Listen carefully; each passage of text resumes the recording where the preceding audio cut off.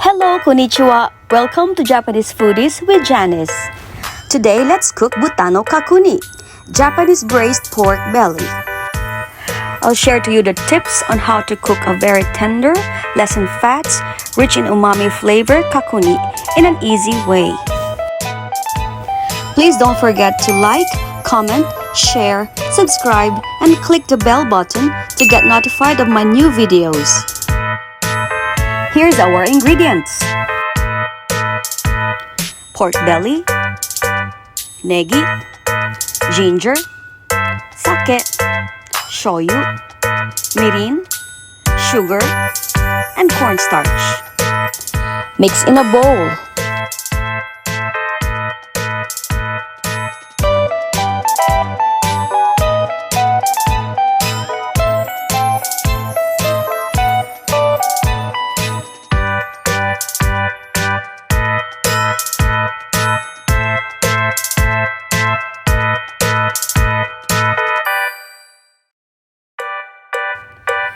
Slice ginger. Cut pork into 4 cm cubes.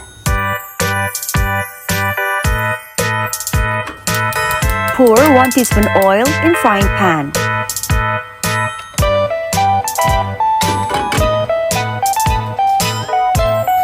Cook pork over medium heat.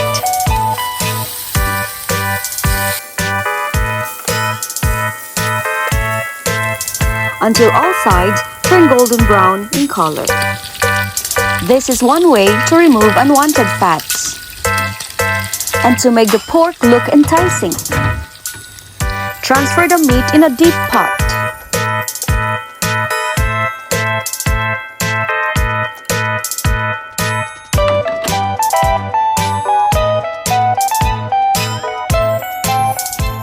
Add 6 cups of water.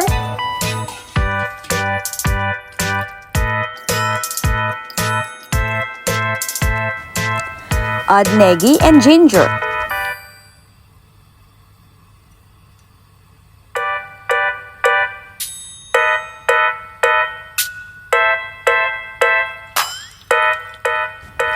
Add 2 cups of sake.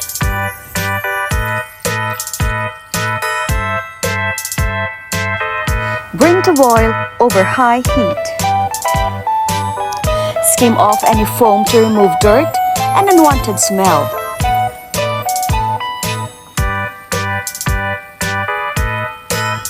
Reduce heat to medium. Add sweet soy sauce mixture.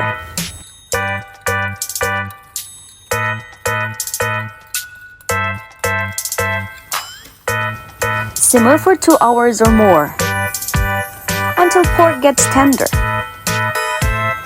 Put drop lid or otoshibuta on top so the heat is evenly distributed even without stirring and for faster cooking.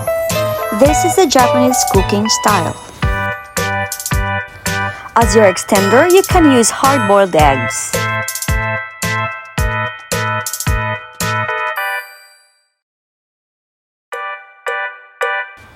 Remove eggshells and add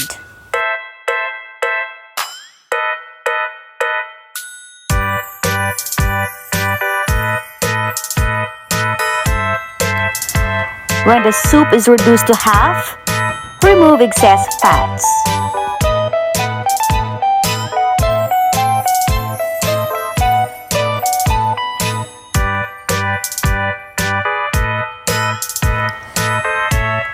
Let's have a taste.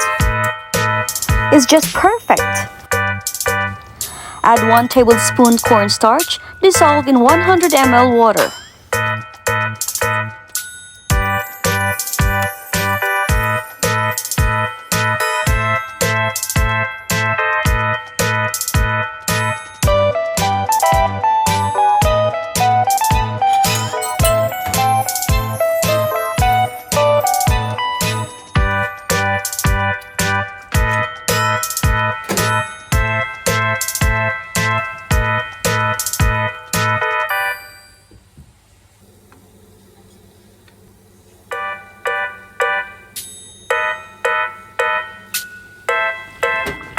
It's done! Dikiagari! 盛り付けてみましょう。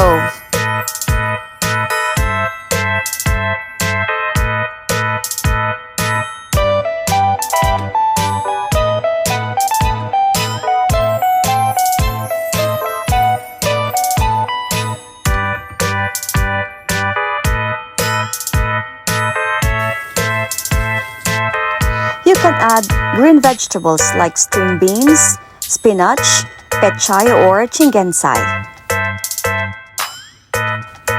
Buta no Kakuni is best served with karashi or Japanese mustard to offset the sweet and rich flavor of the meat.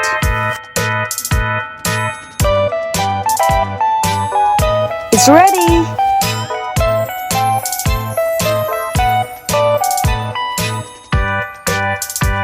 Let's eat! Itadakimasu! お付き合いいただきありがとうございました。